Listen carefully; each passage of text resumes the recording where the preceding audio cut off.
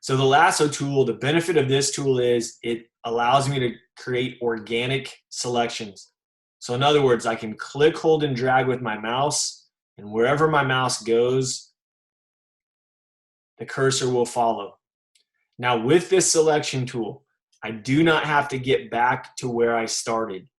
You'll notice there's a gap from where I first began drawing to where my cursor currently is. And if I release my mouse now, Photoshop will automatically make that connection. Now, it may not make it rounded and smooth like I would anticipate it. It's going to make the selection or connection basically the shortest distance it can, or the shortest route that it can. So in this case, it almost made a straight line. But I don't have to get back to the beginning. In fact, I can be really, really loose with it, and it'll always connect for me.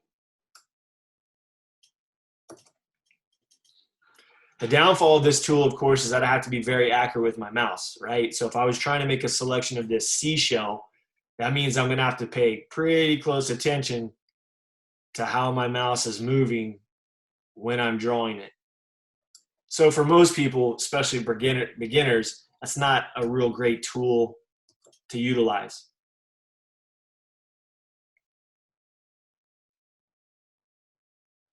The next tool is called the polygon lasso tool. And again, it has the same 4 options up in the options bar, top left-hand corner. So you can create a new one, add to, subtract from, or intersect.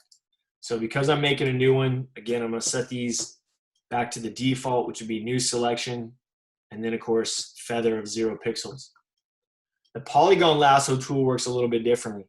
It allows me to click, and then as I move my cursor, it will create a line based on the distance and location of my cursor.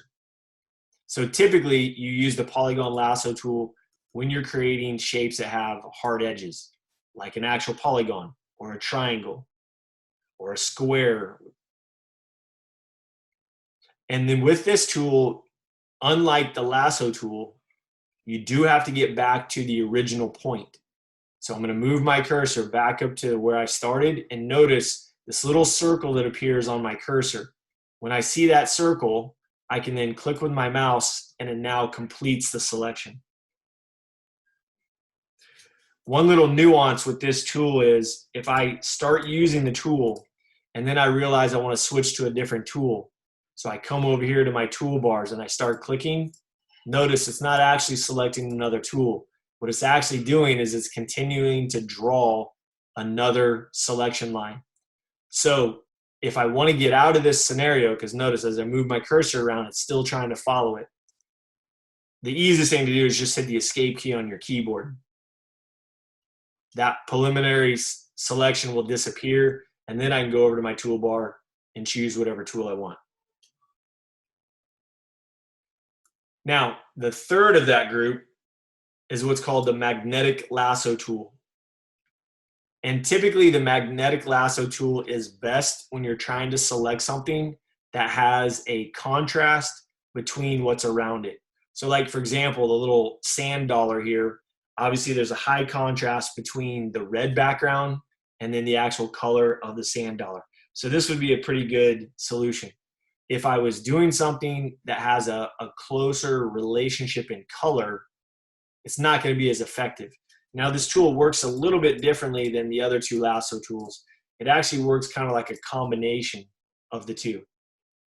Because what I'm going to do is I'm going to just start click, holding, and dragging, similar to the lasso tool. But notice as I drag with this tool, it starts to create little points. And I don't have to be as precise, because if I go just outside, notice how far away my cursor is from the edge.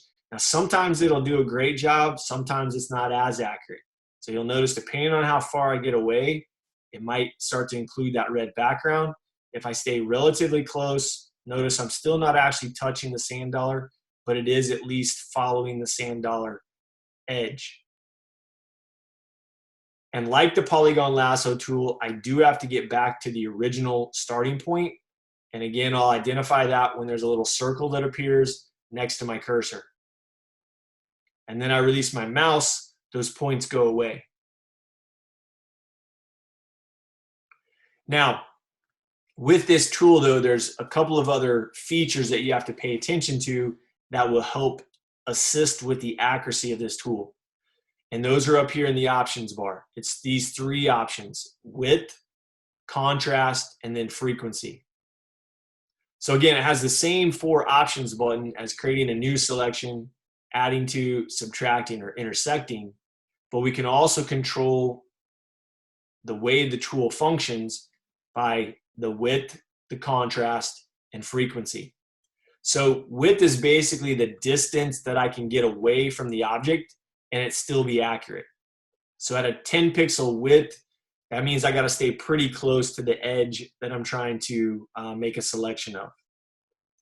The contrast is your guesstimation of the percentage of the contrast in color between the object you're selecting and the colors that are around it.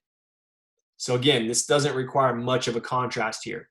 If I increase that percentage, then that means there has to be a higher contrast between the elements. And the third and last one is what's known as the frequency.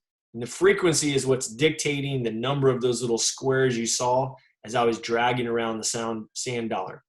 So the higher the frequency, the more accuracy is going to be based on where my cursor is moving. So imagine if I set the frequency to 100, that means it's going to put a lot more of those little squares as I'm dragging along here. So if I wanted to be a little looser, I would then reduce that frequency number. And these values are just the default. You can set them to whatever you want to, but the default is usually 10 pixels, 10% in contrast, and 57 in frequency. And really, in most cases, you kind of have to just experiment depending on what it is you're trying to select. There's not like a default or suggested number for those values that's going to create a specific result, because it's always going to be unique to the item you're trying to select.